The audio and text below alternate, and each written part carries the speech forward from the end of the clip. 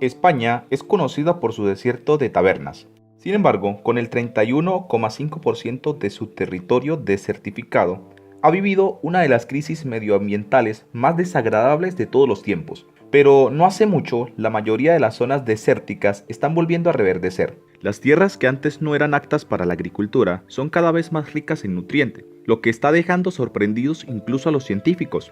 Una pregunta es, ¿cómo se ha producido este cambio? Bueno, nosotros te lo explicamos. Bienvenidos a un nuevo vídeo, donde te hablaremos de este nuevo descubrimiento que emergió de las tierras españolas. Si te gusta este tipo de contenido, suscríbete a nuestro canal. Es gratis. Ahora sí, comencemos. Es posible que sepas que Europa tiene algunos puntos desérticos repartidos por diferentes lugares del continente, pero ¿sabes que su único desierto continental se encuentra en uno de los países más productivos desde el punto de vista agrícola del mundo? Si no lo sabes, este país no es otro más que España, la madre patria, y el desierto en cuestión se conoce como desierto de tabernas, o simplemente desierto de Almería, de acuerdo a su localización. En consecuencia, el desierto de tabernas es el único desierto del país. Aparte del desierto, el resto del país está plagado de actividades agrícolas. De hecho, la mitad de toda la tierra de España se destina a actividades agrícolas, o con fines para la ganadería. De esta mitad, el 33% son tierras de cultivo y el 16% praderas o pastos. Esta agricultura a gran escala ha sido beneficiosa para la economía española en los últimos años. Como es de suponerse, uno de los sectores económicos más prioritarios de España es el sector agrícola. Es un sector estratégico de gran importancia social, territorial, medioambiental y económica. En consecuencia, la política agraria española ha establecido un objetivo específico y prioritario en relación con la agricultura, que incluye la ganadería y la pesca para reforzar e incrementar la seguridad, calidad, comerciabilidad y sostenibilidad de los productos. La producción agraria española es conocida por su diversidad y alta calidad debido a sus excepcionales condiciones climáticas, tierras fértiles, sofisticados sistemas de protección fitosanitaria y zoosanitaria y alto desarrollo tecnológico de cultivos y explotaciones ganaderas.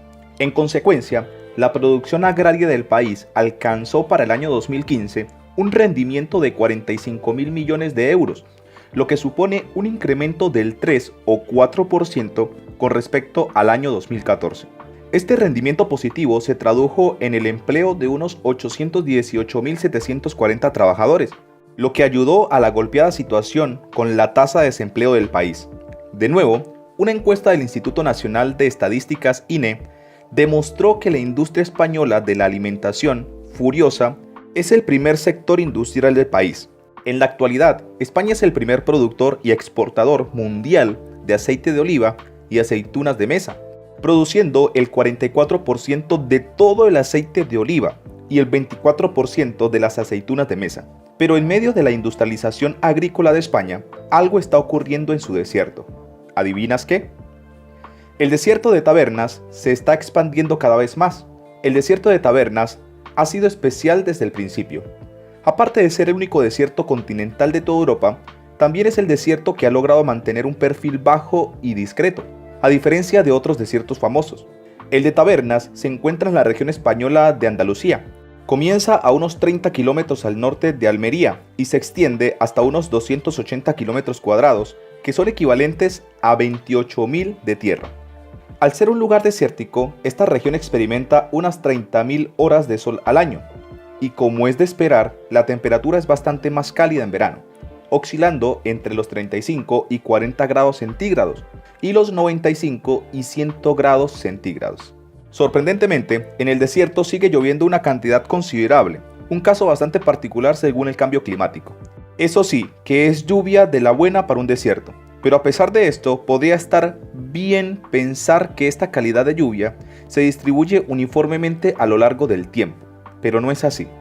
De hecho, apenas llueve en la región, pero cuando lo hace, se produce un fuerte aguacero que provoca nada menos que erosión e inundaciones repentinas. Con el tiempo, esta frecuencia ha dejado en la región marcas y areniscas diseñadas por la naturaleza. Esto a su vez ha hecho que la región adquiera un estilo paisajístico llamado Badlands, que también son conocidos como malas tierras o tierras yermas. un tipo de paisaje de características áridas y litología rica en lutitas, extensamente erosionado por el agua y el viento, debido a la falta de vegetación. Los backlands además son bellos escenarios de la naturaleza, aunque consisten en terrenos áridos desintegrados rutinariamente por la lluvia y el viento durante mucho tiempo. Hasta ahora, los backlands de España han sido de gran ayuda para los cineastas, que suelen utilizarlos como telón de fondo para sus películas y producciones cinematográficas. Así, se han rodado aproximadamente unas 500 películas en este majestuoso lugar. Una de las más famosas de estas películas es El Bárbaro, de Arnold Schwarzenegger. Ahora bien, puede que te parezca bien que una parte del país sea un buen desierto para películas y los turistas, pero ¿qué pasa cuando este desierto se extiende a otras partes fértiles del país? Mientras lo piensas, ya está ocurriendo. España se está desertificando. ¿Te da miedo? ¿Y sabes que en Europa España es el primer país más vulnerable a la desertificación? No lo dijimos nosotros, lo han dicho los profesionales y científicos de todo el mundo, quienes no han parado de estudiar este caso y vaticinar una fecha tope en la que el país se pueda convertir en un gran desierto europeo. Según el Programa de Acción Nacional de Naciones Unidas NAP, creado para luchar contra la desertificación, el 74% del país está en riesgo de desertificación. En comparación, el 18% del país tiene posibilidades de convertirse en desierto permanente. Murcia, Valencia y las Islas Canarias se dice que son los más amenazados en la desertificación de alrededor del 90% de sus regiones actuales, lo que puede llegar a afectar fuertemente a la población de estos lugares en los próximos años. Pero, ¿por qué ocurre esto? La desertificación de la zona no carece de causa. De hecho, un estudio del fenómeno demuestra que la situación tiene mucho que ver con actividades humanas, con la sobreexplotación agrícola y el riego excesivo. Estas actividades han provocado el deterioro del suelo, dejando los acuíferos agotados. En consecuencia, todo está ocurriendo a la vez y la sequedad de la tierra está cada vez más cerca. Como se ha mencionado, España es un espacio agrícola donde la agricultura sostiene la economía actual de la nación, pero a pesar de esta delicada situación, el suelo se está agotando. Como consecuencia, 3/4 partes del paisaje son ya áridas y semiáridas. Las cosas no han vuelto a ser iguales desde la expropiación de tierras a la Iglesia Católica en los siglos XIX y XVIII. Desde entonces, los nuevos propietarios han adoptado la práctica de técnicas agrícolas y mineras destructivas, muy perjudiciales para el estado del suelo y los recursos hídricos del terreno. Sin duda, el estado económico del país era robusto gracias a sus productos agrícolas. Sin embargo, el ecosistema se resintió y tanto la agricultura como la ganadería comienzan a verse afectadas. En consecuencia, los ecologistas del país no encontraron favorable la situación imperante, ya que estaba haciendo mella en las capas freáticas del país. Debido a la agricultura industrial a gran escala, se está consumiendo mucha agua. Y de hecho, el uso de agua para los procesos agrícolas era unas 7 veces la cantidad de agua consumida en todos los hogares de España. Así, las tierras ya no dan lo mejor de sí, pues lo que antes eran tierras muy fértiles, ahora eran incapaces de producir cultivos suficientes para mantener a humanos y animales. En los últimos meses, las estadísticas han demostrado que otro 1% del paisaje del país se está deteriorando debido a los métodos poco razonables de agricultura que exploran los agricultores de la zona. Las zonas de Lozana y de Umbría condicionan también la distribución. Pueden distinguirse dos hábitats principales, montes y ramblas. La abundancia de abejas y otros insectos que liban sus néctares conforman la dieta principal de las aves de la zona, como el abejarruco, que construyen sus nidos en profundas cavidades horadadas en los taludes de las ramblas, para así protegerlos de depredadores como las culebras herradura. El búho real caza conejos y pequeños roedores. También hay zorros que cazan al atardecer y por la noche. En los taludes que rodean las ramblas nidifican gran cantidad de aves como la paloma zurita, la carraca, el cernícalo vulgar, el mochuelo común, la garajilla, el avión roquero, el vencejo real, la cobaya rubia, el gorrión chillón o el camachuelo trompero, que normalmente habita en los oasis saharitarios. Los bosquecillos de tajares y la vegetación de los márgenes del cauce son el lugar elegido por diversas especies de pájaros, como currucas, jilgueros, verdecillos y oropendolas, e incluso aves acuáticas como andarríos, chortilejos y garzas. También hay aves esteparias como cogujadas, terreras, alcabanes, sisones y ortegas. La diversidad de mamíferos es menor, aunque abundan los zorros, conejos, liebres, lirones y erizos morunos y comunes. En las ramblas del desierto el efecto del borde se muestra en todo esplendor. Anfibios como ranas común o zapa corredor, reptiles como lagartijas, colirroja, lagarto ocelado, culebra de escalera y conejo son abundantes, encontrando en ella un hábitat adecuado. También vive en el desierto una de las últimas poblaciones importantes de la tortuga mora. ¿Y qué pasa con la flora? El Eusomodedron bordejeón, arbustillo leñoso, perenne, es un endemismo del desierto de Tabernas, único representante de este género. Es una de las reliquias del Jurásico, de la tribu de las Basiceas, catalogada en peligro de extinción por la Junta de Andalucía. Algunas formas vegetales suelen desarrollar hojas duras y muy pequeñas para producir la evotranspiración. Algunas plantas efímeras carecen de los mecanismos suficientes para sobrellevar los largos periodos de sequía. Sin embargo, disponen de un metabolismo muy acelerado y de periodos vegetativos muy cortos. Así sus semillas germinan y crecen con suma rapidez, completando su desarrollo en breve tiempo, suficiente como para florecer y generar nuevas semillas a la espera de otro periodo húmedo, como el caso de las rampijuelas, metagallos y gamonita. Otras especies afrontan el rigor del medio mediante la seculencia o capacidad de almacenar agua en su interior, como la chumbera. Otro procedimiento consiste en desarrollar amplios sistemas radioculares para captar agua de carácter superficial, lo que produce distanciamiento entre las plantas o bien horizontales, aprovechando la existencia de aguas subterráneas y dotándose de órganos ajenos a la radiación solar, como bulbos, tubérculos o rizomas. La formación de espinas es uno de los sistemas defensivos que presenta gran número de matorrales y arbustos. También existen plantas parásitas que aprovechan los fluidos de las raíces de otros matorrales o arbustos, como el jopillo de lobo. Entre las especies más frecuentes destacan la escobilla, el esparto y diferentes aromáticas, como la artemisa o el tomillo, que contribuyen a fijar el suelo. En los bordes de las ramblas y aprovechando las corrientes subterráneas, se asientan diferentes especies como taray, la ratama, la adelfa, la higuera y diferentes matorrales como la clavelina, la siempreviva morada o la jarrilla blanca almeriense, endemismo provincial muy extendido en la zona litoral. Han aparecido nuevas plantas de gran interés científico, como la siempreviva rosa, en peligro de extinción por el valor ornamental de sus inflorescencias, y la escasa Moricandia foetida, que florece en las primaveras lluviosas sobre los talúes morgosos. Las numerosas ramblas que encajan sobre estos paisajes tuléricos y abrasadores constituyen el único elemento ecológicamente diferenciado del desierto. Al socaire de los microclimas existentes en ellas, ya a favor de las corrientes subalveas, se ordenan bosquecillos de tajares y adelfas, en donde encuentra cobijo la avifauna nidificante, como el verdecillo, curruca o la tórtola. En este espacio también existen auténticos oasis en torno a afloramientos de agua, casi siempre sálidos, y establecen densas formaciones de vegetación halófila. En los carrizos y tarajes disputan el substrato frente a las plantas barrilleras, salsoláceas y chenopodiceas, denominando uno u otros en función de los gradientes de humedad y salinidad del suelo. ¿Se convertirá España en un desierto de verdad? ¿Pero es la respuesta de España a la desertificación de sus tierras?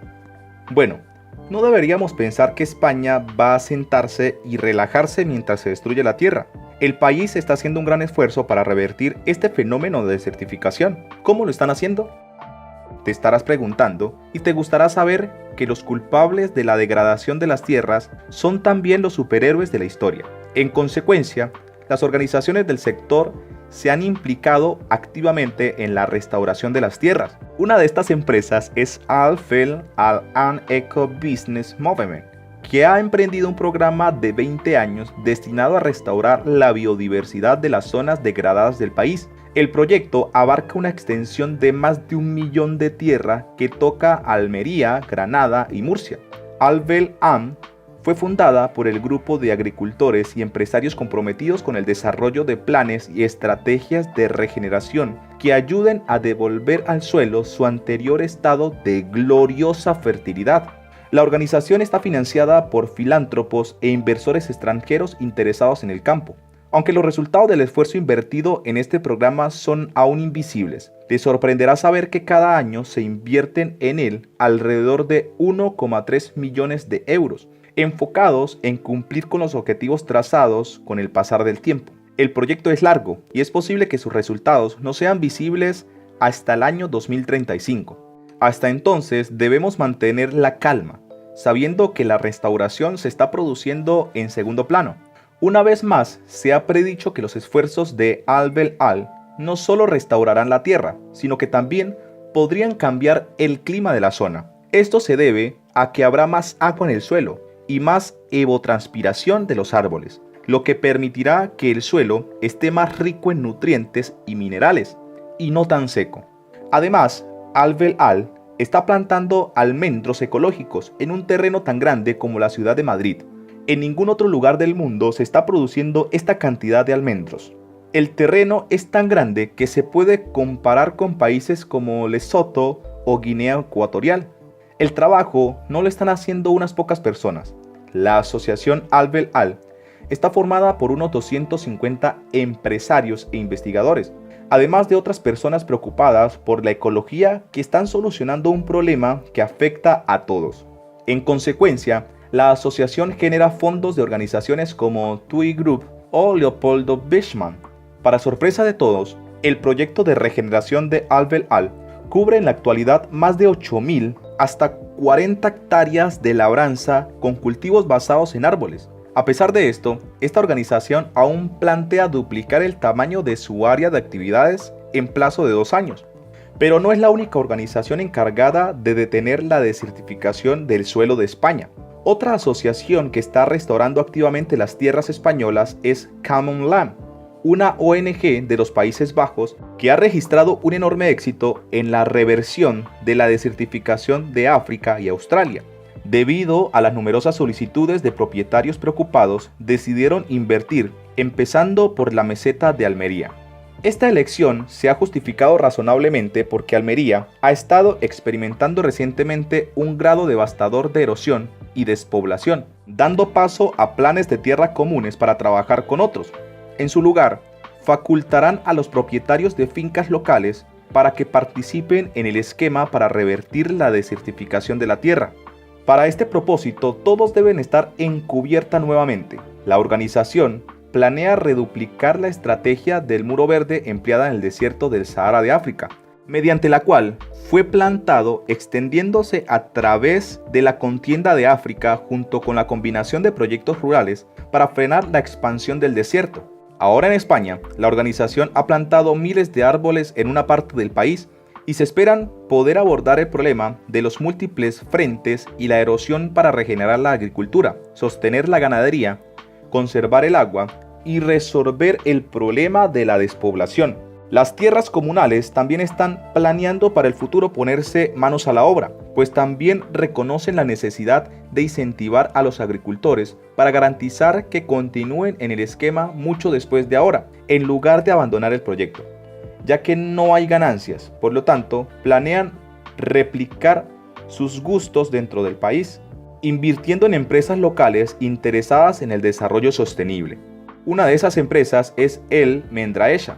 De nuevo, los agricultores individuales se están uniendo a la lucha para restaurar el suelo español. Están haciendo todo lo posible, incluso cambiando su patrón de cultivo para plantar leguminosidad y especies para restaurar el nitrógeno al suelo. El petróleo fue algo que hicieron para ayudar a reforzar la economía del país, pero todo trae su consecuencia. Por lo tanto, no solo buscan la sustentabilidad, sino también la regeneración del suelo nuevamente. El arado se ha vuelto mínimo en esencia.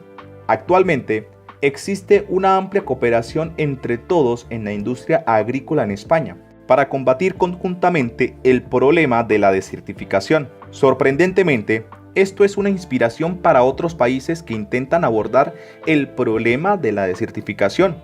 ¿Por qué el desierto de Tabernas no es un desierto?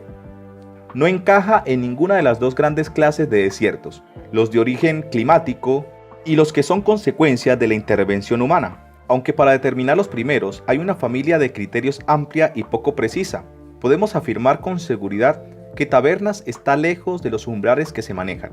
Así, considerando la precipitación, en los verdaderos desiertos pueden pasar años sin que llueva. Uno de los casos más extremos que se conocen se registró en Cochones, en el desierto de Atacama.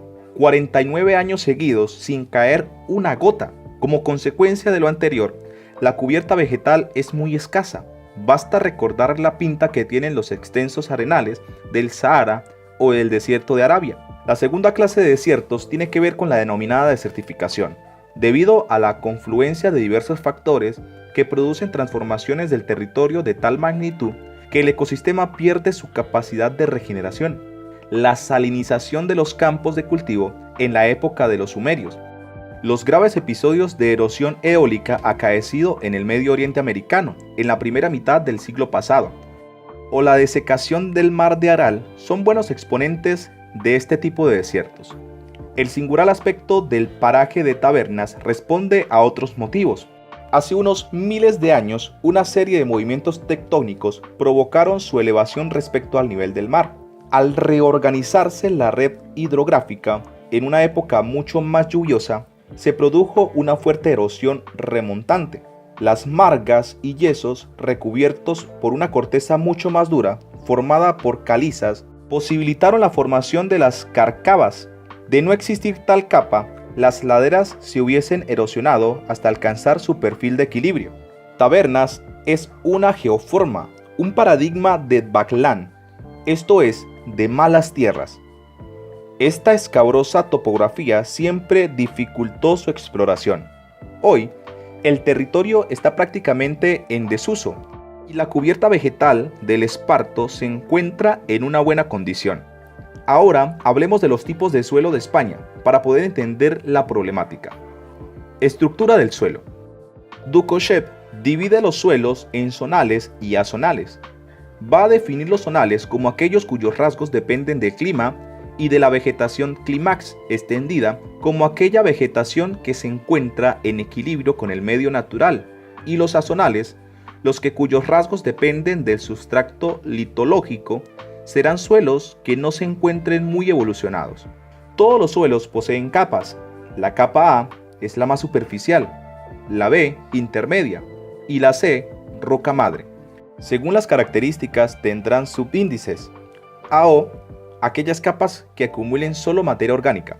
A1, cuando acumule materia orgánico e inorgánica. A2, muy lavada. El horizonte B es la que le sigue en profundidad. En este horizonte destacan dos subtipos de horizonte. El B es un horizonte de acumulación que se va a formar en función de lo que se ha lavado el horizonte A, y el otro B se denomina horizonte de alteración, que viene formado por el intercambio de iones, y el C es la roca madre más o menos alterada.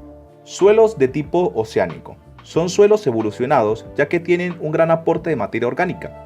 Son frecuentemente ácidos y hay zonas en las que se encuentran muy lavados. El primer tipo es la tierra parda. Se distribuye en toda la zona España húmeda y se va a corresponder con la presencia de suelos salicios. Va a ser muy común en la zona de Galicia, la parte occidental de Asturias y también en las montañas silíceas de la España mediterránea. Cuando la orografía no posee pendientes, estas tierras son muy óptimas para cultivos.